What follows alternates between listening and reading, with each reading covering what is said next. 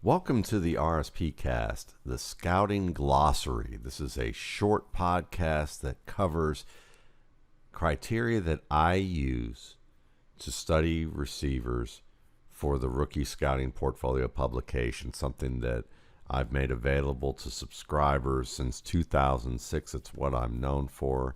I have a process that I've developed, and after borrowing it from best practices used in operations management and applying it to scouting football players, the RSP is one of the most purchased independent draft guides by NFL scouts, at least according to recruiters I know, like Director of Recruiting at SMU, Alex Brown, who visits with scouts and GMs, NFL personnel people on a weekly basis as a part of his job as they want to inquire about potential NFL prospects.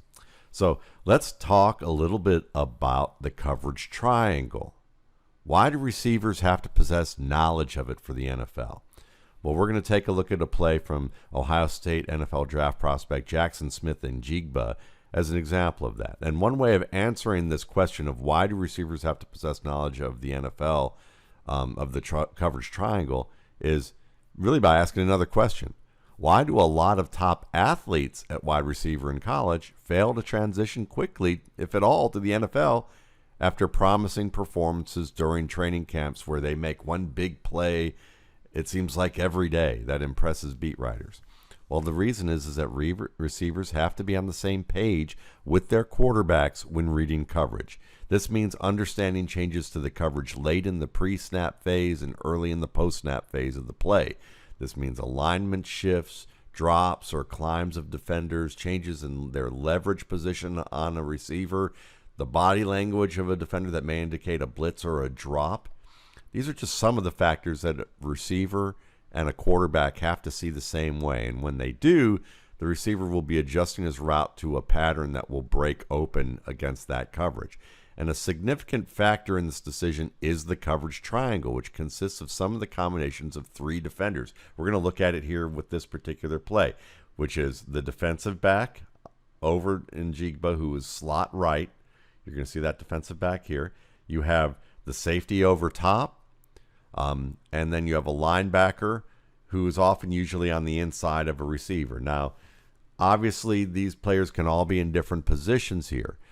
You'll even sometimes see variations where maybe the defensive end or defensive tackle has to be accounted for as part of the coverage triangle because they might drop into coverage underneath. You see that more often in the NFL. So sometimes we're going to see these positions play roles that vary from what I mentioned. The basic point is that you usually have three defenders that a receiver should be taking into account before the snap and also early in the post-snap phase. This is what quarterbacks are often doing, at least the top quarterbacks.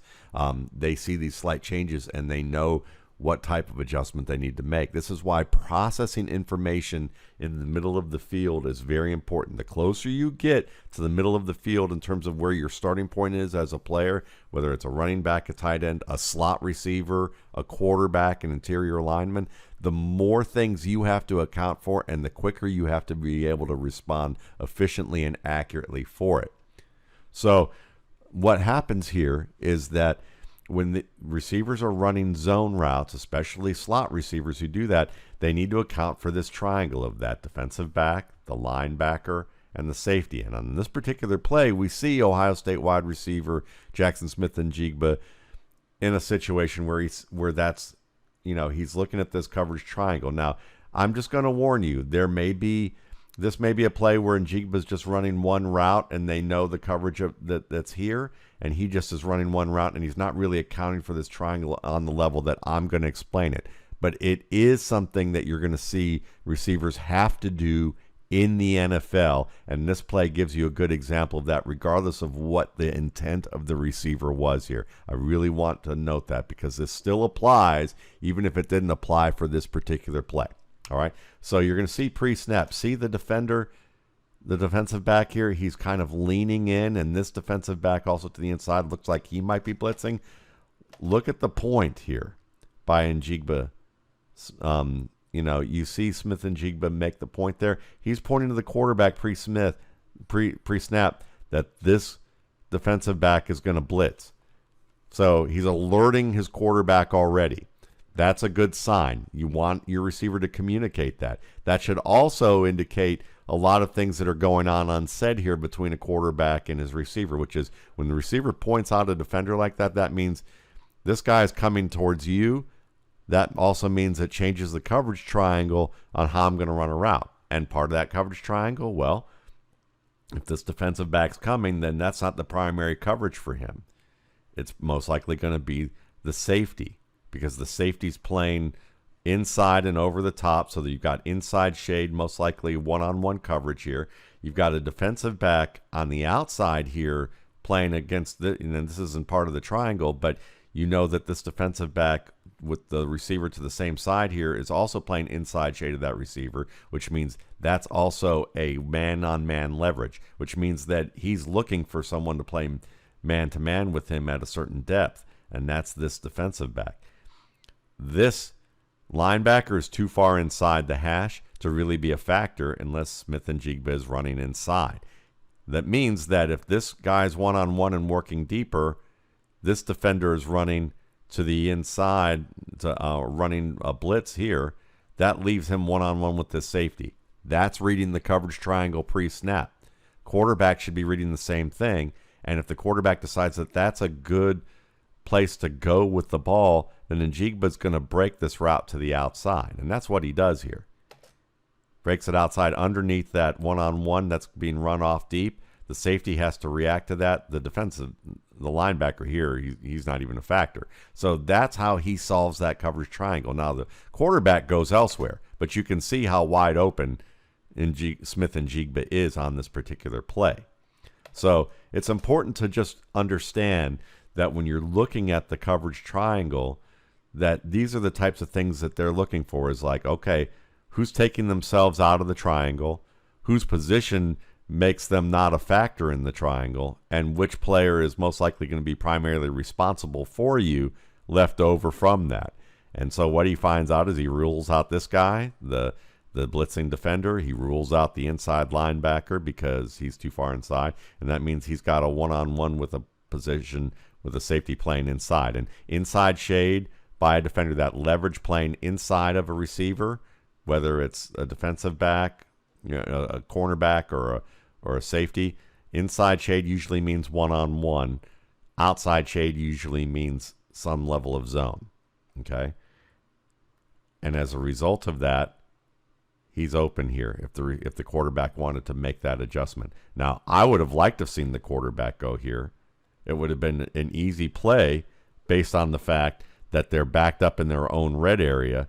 But he probably felt like this one-on-one was a good opportunity with the safety playing that far inside to take the chance here. But you would have seen in the pros a lot of times a guy like Tom Brady make the easy play. Just throw that ball, let the receiver get yards after the catch, because if the ball's out right here and the receiver makes this catch, look at where the defender is. Look at where the where the safety's running off with his back. If Smith-Njigba catches this ball here, he's turning up the boundary and may have himself 20, 30 yards, if not a much longer play, if this defensive back doesn't turn around in time and the safety, his angle's cut off. So that gives you an understanding of how the coverage triangle can be really helpful. And NFL receivers obviously have to be aware of this triangle and how to decide which route to run based on it. One of the primary decision factors is based on the position of each defender on the triangle. So when you're watching receivers on Sunday, spend some time identifying the coverage triangle, accounting for them, and you'll begin to see the logic behind their route decisions versus zone, or even certain man-to-man, looks where you go, well, why is that defender playing so deep and he's got man-to-man coverage on him? He had no chance at that. Well, it was because of the read and the route adjustment. Not so much that the defender was out of position. It was just the offense solving the defensive puzzle in a way that put the defender in that poor position in the first place. So you'll begin to understand also why some of these top one-on-one athletes in the college game aren't on the field as much as fans hoped.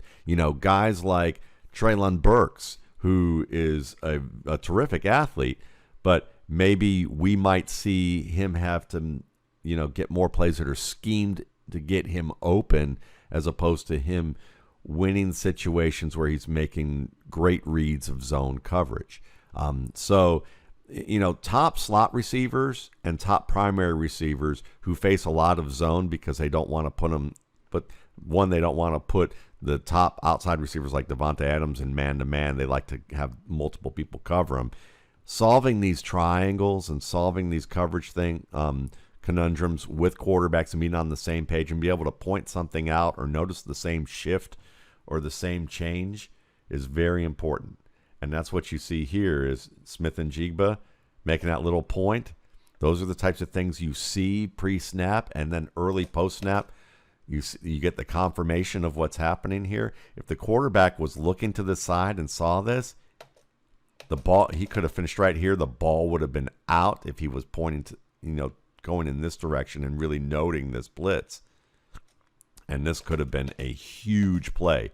Instead, you have a nice catch by Chris Olave, but what you could have had was possibly something much greater. Thanks again for watching.